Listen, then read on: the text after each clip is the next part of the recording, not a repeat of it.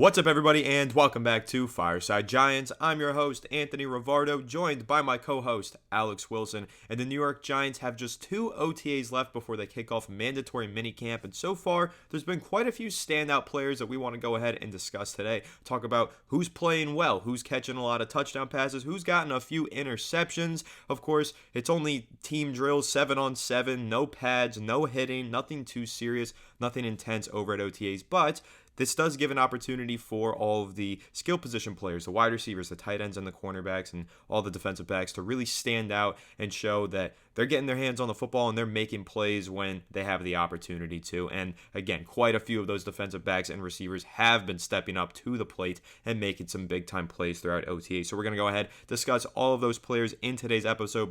But before we do all that, make sure to leave a like if you do enjoy this episode. Subscribe to the channel if you are new. Ring the bell so you don't miss an episode. Comment your thoughts on the topic down below. And if you're listening on Apple or Spotify, please make sure to leave us a 5-star review. But without further ado, Alex, how are you doing today, my friend? And who are some of the players that are standing out to you at Giants OTAs?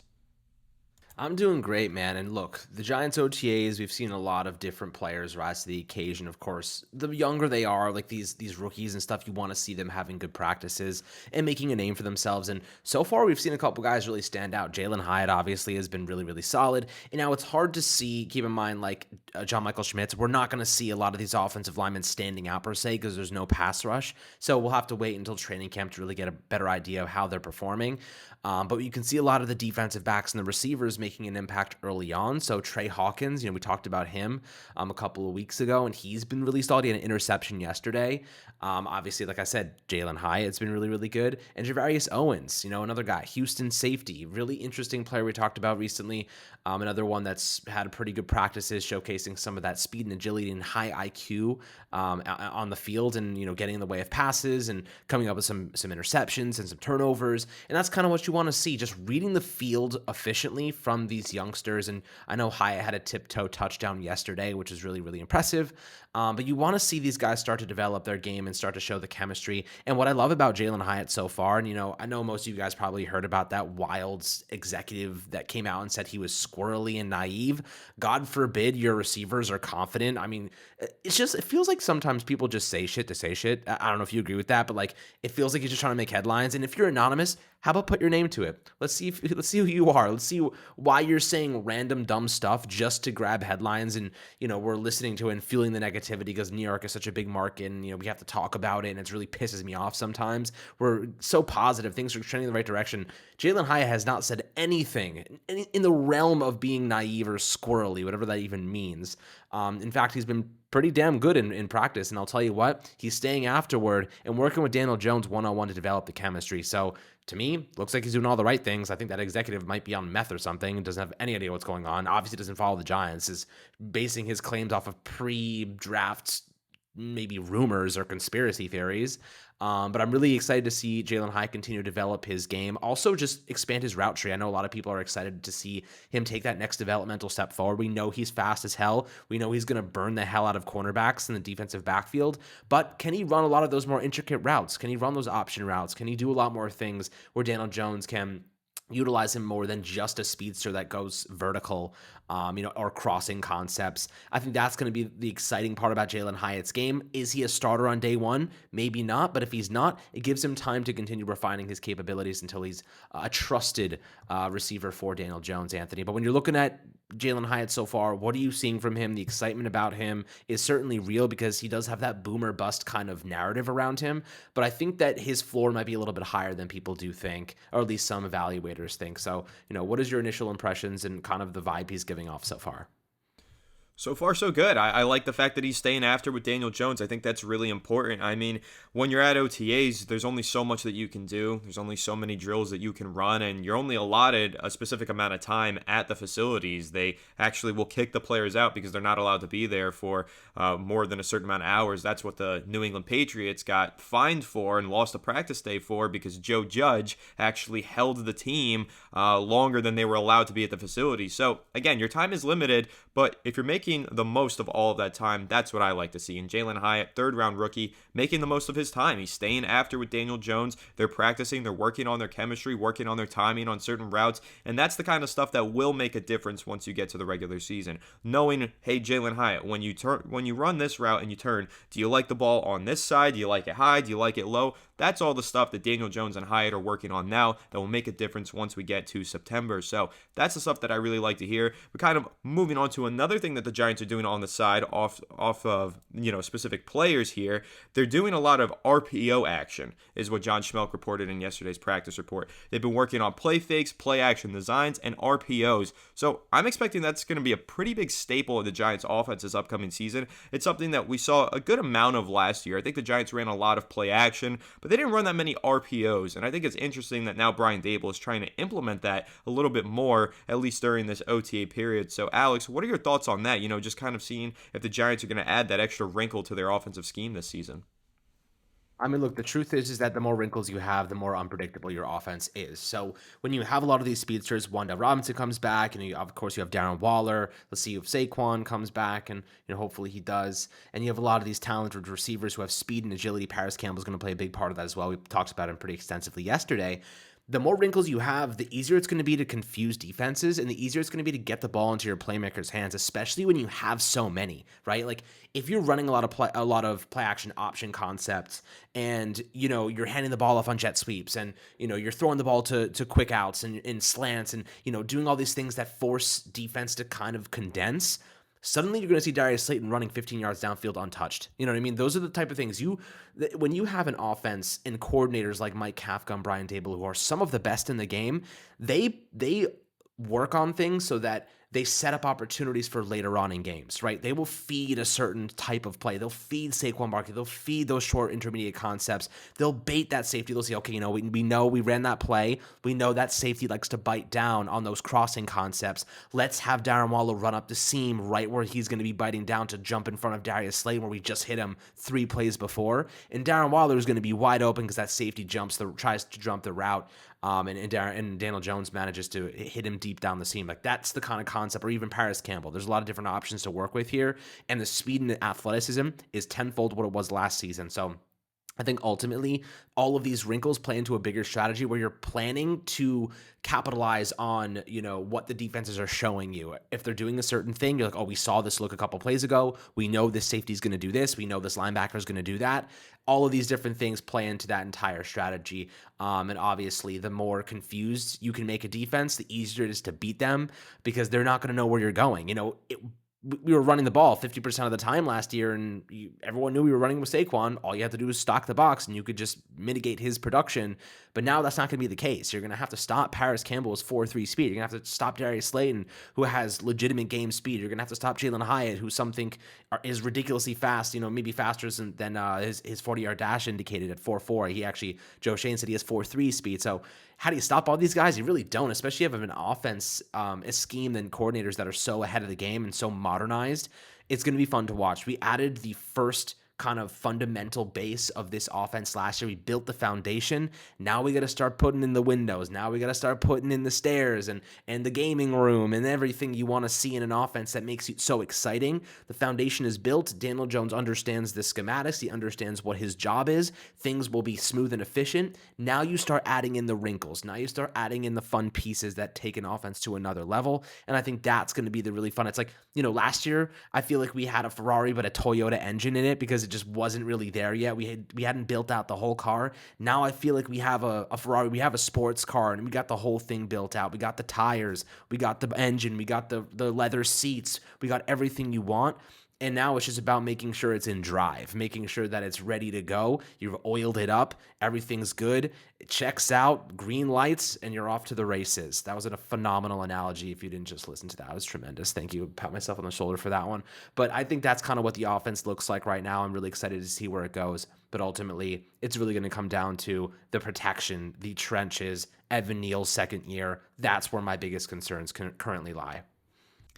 Yeah, and I love the analogy. It kind of reminds me of Darius Slayton referring to, all the Giants playmakers as Ferraris. Let's rev these engines up. Let's get these cars going.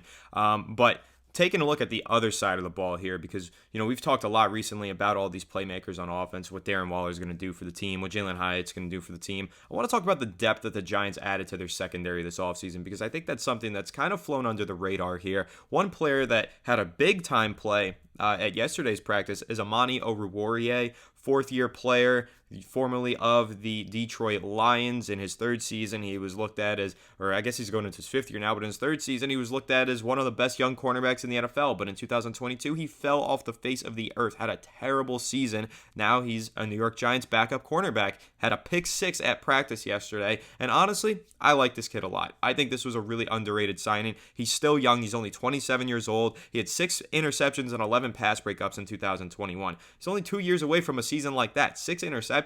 I mean, we all hailed Xavier McKinney as a second coming after 5 interceptions. So Amani Oruwariye clearly does have some talent here. Again, a really tough 2022 season, but a lot of things were changing in Detroit. Defensive scheme changes, personnel changes. So he's here in New York, and I think he actually has an opportunity to become a pretty solid player in the Giants defense. And I think that he could even sneak his way into the lineup for some playing time this upcoming year. So Amani Oruwariye, someone who's standing out of practice, who I think has a lot more potential than what meets the eye. And when you're looking at him in the vacuum of the Giants defensive backfield, again, there's a lot of depth, but he has some experience. Some of these other younger guys are also starting to really showcase what their talents look like as well, though. Trey Hawkins got his hands on a football. Cordell Flott has been really good at practice. He's gotten his hand on the ball quite a few times in these practices. And Deonte Banks is really starting to kind of come into his own here and starting to stand out at these practices. At the first week of practice, we didn't really hear much about Deonte Banks. Second week, he gets an interception. I think every practice since then, he's had a pass breakup. So he's gaining his confidence. He's looking really good. He had a pass breakup yesterday on a deep ball as well. He apparently tracked it over his shoulder and made a diving pass breakup. So those are all good things that you want to hear about your first round rookie. But Alex, when you're looking at all these young defensive backs, the ones I just mentioned, Javarius Owens as well, some of these other guys that I maybe didn't mention, there's a lot of talent here and there's a lot of depth. And I think that's going to be a big difference for the Giants this upcoming season, because when you look at 2022, the depth was so thin in the secondary. They suffered 3 injuries, and then just like that, their defensive backfield was trash. It just fell apart. But this year, I think that they can sustain some injuries, God forbid. I mean, of course, I'm hoping that we don't have to have any injuries in the secondary, but they're part of the game. You're always going to deal with injuries any football season. The Giants are going to have some players banged up at some point in the season, but now they have some depth to mitigate the effects of those injuries. And I think that's a really, really important factor going into this upcoming season that not enough people are talking about. So, Alex, what are your thoughts on that? The Giants just adding as much talent to the secondary as possible and really building out a lot of depth on the back end of their defense. Look, I mean, depth has been a big issue for the Giants for a long time, right? Like, that's been kind of one of the things that has really hurt us in the past, is that our wide receiver core, we wouldn't have the depth there. Our defensive backs, the cornerback situation last year, we had Zion Gilbert. Who the hell is Zion Gilbert? You know what I mean? Like, he was playing Nick McLeod. Who are these guys? Never heard of them in my life before they were suddenly starting games for the Giants. And that's not what you want. You want to have developmental pieces like Cordell Flott. We know who Cordell Flott is. He was our draft pick last year. We want these guys that they draft, that they bring in to serve a purpose, And ultimately, the Giants haven't had that in recent seasons. But this year is different. We have defensive backs. We have some reserves there. We have some backup. They're still building it out. There's still a long way to go. But I feel confident. Receivers, this is the deepest receiver core we've probably had in the last 7 or 8 years, if I had to say. I feel like we have a lot of talent there. I wrote an article this morning about the slot receivers. I mean, for goodness sake, Jalen Hyatt was considered a slot receiver at the collegiate level. I think he might expand his game to be a little bit more 50-50 boundary and slot. Of course, you have Paris Campbell, Wan'Dale Robinson, Darren Waller plays over 30% in the slot. There's so much talent to go around, and it's exciting to see because ultimately you need that depth. Offensive line, if Ben Bredesen is starting, Josh Azudu's a reserve. You have some guys there that are certainly decent. And I think that, we're still adding pieces. We still are trying to find some starters at spots. But even linebacker, I'd love to see a little bit more depth there. I'd love to see Darian Beavers and Micah McFadden step up and one of them offer suitable depth or at least a rotational role. Of course, Bobby Okereke is our big signing there and offers a lot of value. Safety, Javarius Owens has been tremendous during OTAs thus far, and I feel as though he could be a nice supplementary piece. Bobby McCain, good cheap acquisition to kind of replace Julian Love, decent player. So I kind of feel as though right now I'm confident in our depth, and that's the first time I've been able to say that in quite a long time. At least have confidence in that. Maybe in the past, we were confident because we're Giants fans, but now I'm confident because I trust Joe Shane and I trust Brian Dable, and I feel as though our process is right. Having watched a lot, Anthony, I don't know if you feel the same, but I've learned a lot over the last couple of years. We kind of started this in the middle of a really bad situation. We started this YouTube channel, and it really sucked. We watched the Giants go through hell, and we learned a lot about what not to do. We learned a lot about what failure looks like, and I don't think that what we're watching right now looks like failure, because we've seen the hype, the rah, and you don't see that from Brian Dable. You don't see he's not spewing out fun quotes, to get us excited. He's putting it on the football field. He's developing a team that really gives a crap, and they care, and they're convincing players to take incentive-based deals because they want to be in New York with a team that's on the rise. And I trust our draft process. We've gotten a lot of really good talent. The injuries last year among our rookies was simply an anomaly. I feel like that was a rarity. You don't see that very often. And I feel bad because we had a really good draft and we just weren't able to see a lot of these guys put the best on the field because they were hurt.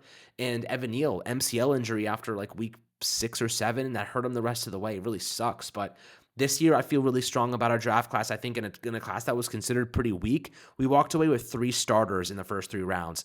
Genius level drafting, if you ask me. I think we executed perfectly. And look, the reality is, I think Jalen Hyatt has low end WR1 potential, and we got him in the 3rd round. And I think that's pretty exciting, if you ask me. I'm pretty hyped about it. I think our depth is increasing and improving, and it's not just rah, talk anymore. They're doing it on the football field, and we saw how good our coaching was last year because our roster was awful, and we made a playoff game. We didn't just make a playoff game. We won a playoff game. That says to me, coaching goes a long way. You put more talent into the mix, it should get even better. I said the equation we're following is correct, and I think it's going to provide results.